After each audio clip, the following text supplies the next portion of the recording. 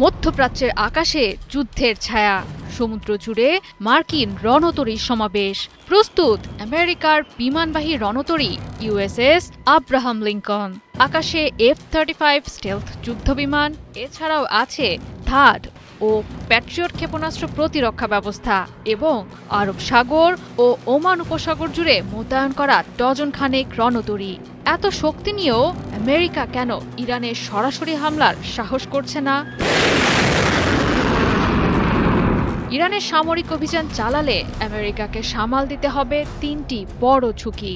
এতে রয়েছে আঞ্চলিক যুদ্ধ ছড়িয়ে পড়ার আশঙ্কা, তেলের বাজারে ধস ও মধ্যপ্রাচ্যে মার্কিন ঘাঁটিগুলোতে সরাসরি হামলার ভয়। একটি সীমিত যুদ্ধেও আমেরিকার ব্যয় কয়েক বিলিয়ন ডলার হতে পারে, আর দীর্ঘ সংঘাত হলে ব্যয় ছাড়িয়ে যেতে পারে কয়েকশো বিলিয়ন ডলার। আমেরিকা বুঝে গেছে ইরানে হামলা চালালে যুদ্ধের শেষ কোথায় হবে তা নিশ্চিত নয়। অন্যদিকে ইরানও বুঝিয়ে দিচ্ছে তাদের উপর হামলা মানেই শুধু একটি দেশের সঙ্গে যুদ্ধ নয়, বরং পুরো অঞ্চলে অস্থিতিশীলতা। এ কারণে যুদ্ধের প্রস্তুতি নিয়ে আমেরিকা মাঠে নামলেও বাধ্য হচ্ছে পিছু হটতে। খরচ বাঁচে 65% পর্যন্ত। ওয়ালটন বিএলডিসি ফ্যান ছড়ায় স্বস্তির সবুজ হাওয়া। অন্যদিকে সামরিক বিশ্লেষকদের মতে মধ্যপ্রাচ্যে আমেরিকার জন্য সবচেয়ে বড় চ্যালেঞ্জগুলোর একটি হলো ইরানের মিসাইল শক্তি। ইরানের রয়েছে হাজারো ব্যালিস্টিক ও ক্রুজ ক্ষেপণাস্ত্র, শক্তিশালী শাহেদ ড্রোন, আঞ্চলিক প্রক্সি নেটওয়ার্ক ও শক্তিশালী নৌ গেরিলা সক্ষমতা। হরমুজ প্রণালীর নিয়ন্ত্রণের সক্ষমতাও ইরানের বড় কৌশলগত শক্তি।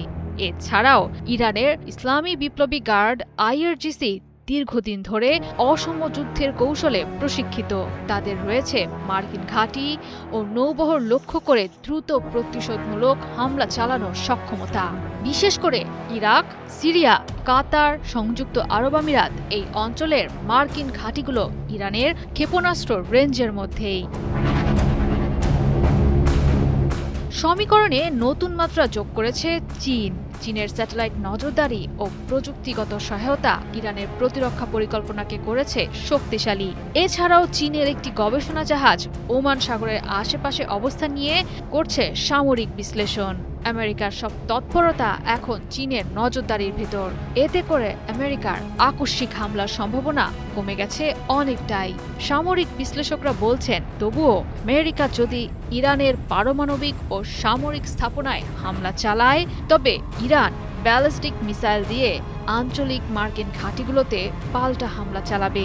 এ সময় উত্তেজনা তৈরি হবে হরমুজ প্রণালীতেও, যার প্রভাব পড়বে বৈশ্বিক জ্বালানি সরবরাহে। তাছাড়াও প্রক্সি সংঘাত শুরু হতে পারে লেবানন, ইরাক ও ইয়েমেনে। এই পরিস্থিতিতে যুদ্ধ ছড়িয়ে পড়বে পুরো মধ্যপ্রাচ্যে।